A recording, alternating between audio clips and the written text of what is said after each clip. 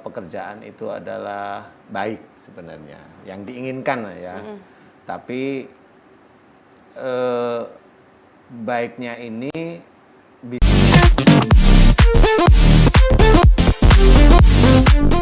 Assalamualaikum warahmatullahi wabarakatuh. Waalaikumsalam. Mbak Juliana Mohtar biasa dipanggil Mbak Uli ya. Ih, jangan Mbak dong. Apa Kayaknya dong? kayak tua banget ya. Apa Uli dipanggil? aja. Uli aja, Iya. oke, Uli ya, baik.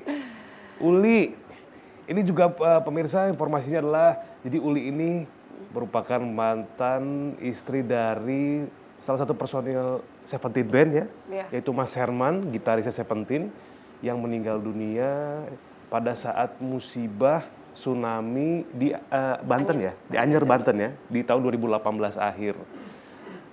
Uli, Mbak bilang Mbak mulu. nggak apa-apa lah. Iya Uli, bener. Uli. Uli yang mau saya tanyain, kondisi anak-anak gimana sekarang di rumah? Alhamdulillah sehat. Jadi Sehat. tahun kemarin, Nah, beberapa bulan yang lalu sih, kita sempat ziarah juga Ziarah. makam almarhum di Ternate.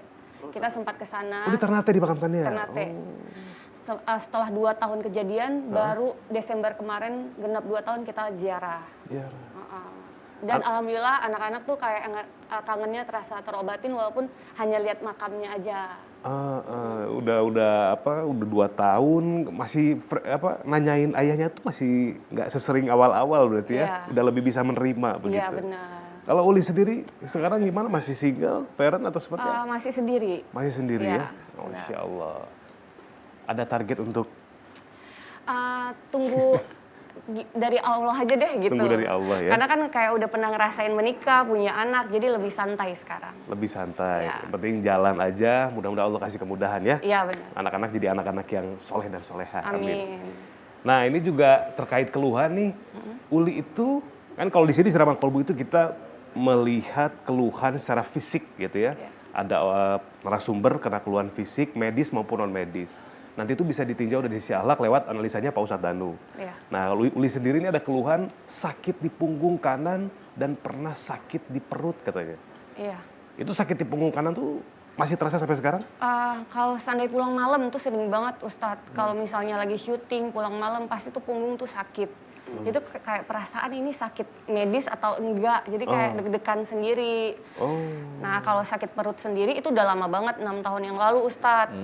Jadi waktu itu udah dibawa ke dokter, emang nggak ada apa-apa. Akhirnya Uli kan orang Aceh, akhirnya balik ke Aceh. Akhirnya berobat di sana, ada kayak tabib Aceh, ngasih obat sambil baca-baca, hilang. Akhirnya baru balik lagi ke Jakarta. Sampai sekarang udah nggak terasa lagi yang di perut itu? Enggak, lebih ke punggung kalau udah pulang malam. Lebih ke punggung, oke. Nggak ke tabib lagi? Enggak sih. Kirain kan, yang pertama kan kayak berhasil tuh. Barangkali ke tabib lagi, insya Allah sembuh lagi. Enggak. Nanti dari punggung, ntar kemana lagi? Ustadz silakan, sakit kanan di punggung, kemudian pernah sakit perut. Analisanya Pak Ustadz, kalau sakit di punggung tuh di belah sini berarti ya? Iya, kanannya sini kanan. ya? Setiap malam kalau habis pulang Dibelikat kerja maksudnya. gitu ya? Iya, Dibelikat gitu, lebih hampir mau ke tengah Ustadz. hampir mau ke tengah. Kalau sakit di punggung kanan itu ada 2 kemungkinan ya. Karena sakitnya kalau pas pulang malam kan gitu ya. Iya, Pulang malam ngapain? kalau syuting. Syuting ya. Oh. Kita pulangnya siang ya. Iya, Pak Ustadz ya. Kecuali kalau nongkrong dulu, ya kan di pom bensin, pulang ke rumah malam bisa. Oh iya, Mas Bobi itu. Jadi Ngapain nongkrong di pom bensin ya? Asik Jadi banget. biasanya kalau sakit di daerah punggung dekat belikat agak ke tengah. Belikat itu dekat dengan masalah pekerjaan. Belikat itu dekat dengan persoalan pekerjaan. Kalau di sebelah kanan, insya Allah. Ini nih dari sisi akhlak dulu ya, Iya. dari sisi akhlak. Kalau di sebelah kanan ada yang diinginkan oleh Mbak Uli, pekerjaan itu adalah baik sebenarnya. Yang diinginkan ya. Tapi baiknya ini bisa berbenturan dengan sesuatu, entah itu dengan mantan suami barangkali, ya almarhum suami maksud saya ya, almarhum suami dulu pernah gesekan, saya nggak tahu, ini gesekan-gesekan biasa sih, hanya apa ya, karena kerjaan, kemudian ada yang nggak nggak sesuai dengan keinginan masing-masing itu kan biasanya ada gesekan. Tapi Mbak Uli mencoba untuk menerangkan bahwa pekerjaan ini baik istilahnya, tapi ya gesekan begitu aja. Jengkel, marah, begitu-begitu aja sih. Hanya di titik pekerjaan. Di titik Pekerjaan baik yang Mbak Uli jengkel hanya itu. Itu kalau di punggung kanan yang dari sisi akhlak ya. Tapi kalau bukan dari sisi akhlak ya mirip yang di perut itu tadi. Jadi ada makhluk yang nempel di punggung kanannya Mbak Uli. Makhluk yang nempel. Jadi apakah itu sihir? Ya belum tentu sihir juga. Apakah itu ilmu? Bisa aja. Jadi kalau malam kemudian kayak pegel sekali, nanti besok pagi hilang mamanya, itu berarti ada yang nempel. Ada yang nempel aja. Cuma sekedar nempel, kemudian dia bisa nggak ngunci istilahnya, Pak Ustadz, bisa keluar lagi gitu. Itu nggak keluar, itu masih ada di belakang di situ. Nempel aja gini, cuma dia reaksi apa enggak gitu. Kalau jenis ilmu itu biasanya, kalau ilmu ya ilmu. Kemudian kalaupun sihir, tapi sihir yang jenisnya nggak terlalu besar. Iya. Jadi ilmu yang nyerang itu nggak terlalu besar. Itu kalau apa namanya capek dia baru bereaksi. Kalau capek itu baru bereaksi. Oh gitu. Biasanya gitu. Kalau capek ya jenis ilmu yang nggak terlalu besar itu kalau capek Tapi beneran. baru bereaksi. Kalau enggak pagi hari itu normal, normal aja gitu. Tapi kalau capek dia baru bereaksi. Iya, kalau capek yang diserang tuh punggung. Full aja, atau hanya lebih sebelah sering kanan kanan. khususnya? Ini aja lagi duduk tuh di sebelah sini. Punggung situ. Oh. Gitu. Emang ada dulu pernah ada eyel-eyelan tentang ini dengan keluarga? Eyel-eyelan itu apa ya? Ada jengkel, ada ya kekesalan sama salah satu orang tua. Nggak menemukan titik temu gitu ya, perdebatan, tapi nggak ketemu gitu. Saya tidak bilang marah yang beneran loh ya, tapi apa ya kesel gitu. Kesel, iya sih, entah iya. sama ayah, entah sama ibu itu kok. Ya kesel aja sama apa orang tua yang agak keras, nggak cocok sama Mbak Uli gitu.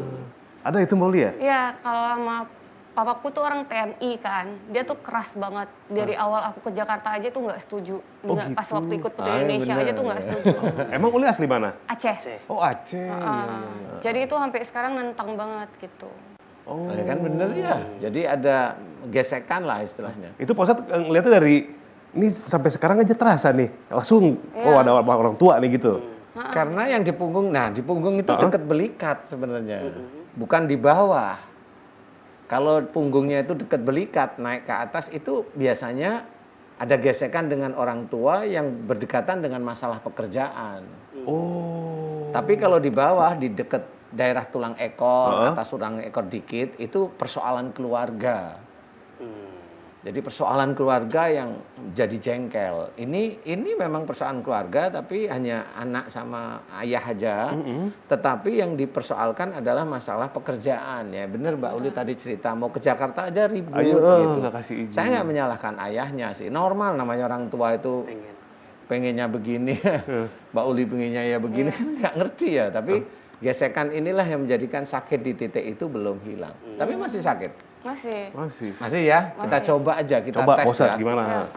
Saya tanya dulu Mbak Uli, tapi Mbak Uli langsung ke hati ya.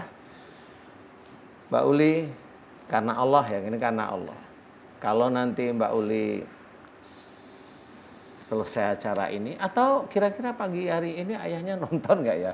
Enggak kayaknya. Karena nggak bilang sih. Oh nggak bilang mau nggak kesini. bilang. Boleh deh. Tapi saya hanya cuma siapa tahu nonton ya, siapa tahu. Siapa tahu nonton. Mbak Uli boleh deh minta maaf sama ayah lewat kamera itu ya jika selama ini kita Uli sering jengkel sama ayah tentang masalah pekerjaan. Jengkel ya. Langsung sedih sih. Uli hari ini minta maaf sama ayah. Lillahi ta'ala, hanya gitu aja. Silakan coba. Silakan Mbak Uli, coba. Pak, kalau Uli selama ini ada salah, banyak nentang apapun yang Bapak bilang, Uli minta maaf dari lubuk hati kecil Uli. Lillahi ta'ala. Amin, amin ya rabbal alamin. Alhamdulillah. Kerasa banget ya kalau dari hati itu terasa. Nadanya memang nada Mbak Uli orang Masya baik Allah. ya. Iya. Iya. Nah sekarang saya mau tanya, yang tadi punggungnya sakit, yang tadi ya, sekarang gimana? Iya ya Ustadz ya. Lah, nggak tahu saya. Gimana sekarang? Lebih biasa. Biasa Enak kan? aja. Beneran. Enakan nggak? Enakan? Iya. Enak kan? Alhamdulillah. Alhamdulillah. Alhamdulillah, Tapi iya alhamdulillah. beneran ya Ustadz. Ya beneran. Momen-momen ini selalu bikin merinding ya. Bener. Karena sebenarnya sudah dijelaskan dalam Quran, kenapa ini seperti ini. Ajakan di acara Siraman Kolbu itu mengajarkan tauhid. Apa yang dirasakan Mbak Uli dengan titik itu ada kesalahan. Yep. Dan Alhamdulillah benar. Kemudian ada apa yang dimohonkan Mbak Uli itu sebenarnya dalam Quran sudah ada. Iya.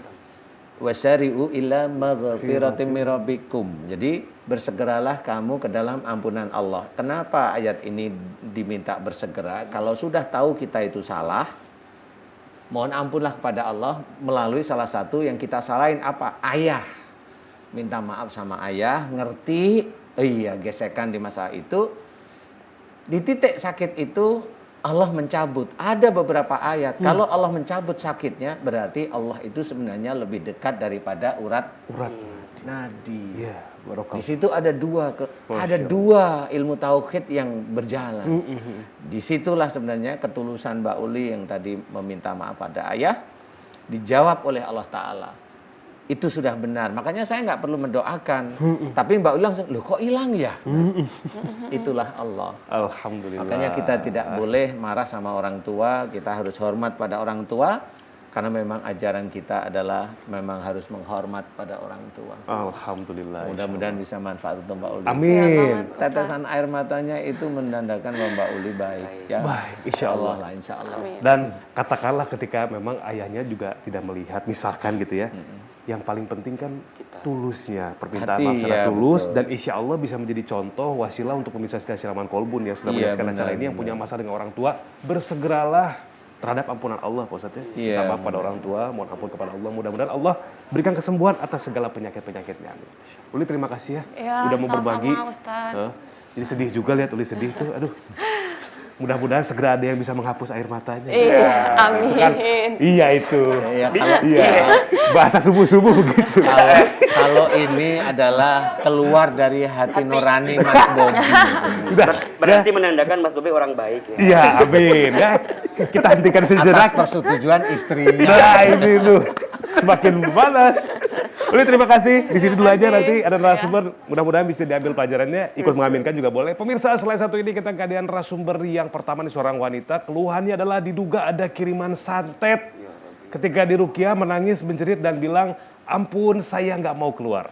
Apakah kekeh nggak mau keluar atau berubah pikiran setelah melihat Pak Ustadz Danu nih jinnya nih? Jangan kemana-mana, tetap di Siraman Kolbu, sejukkan hati.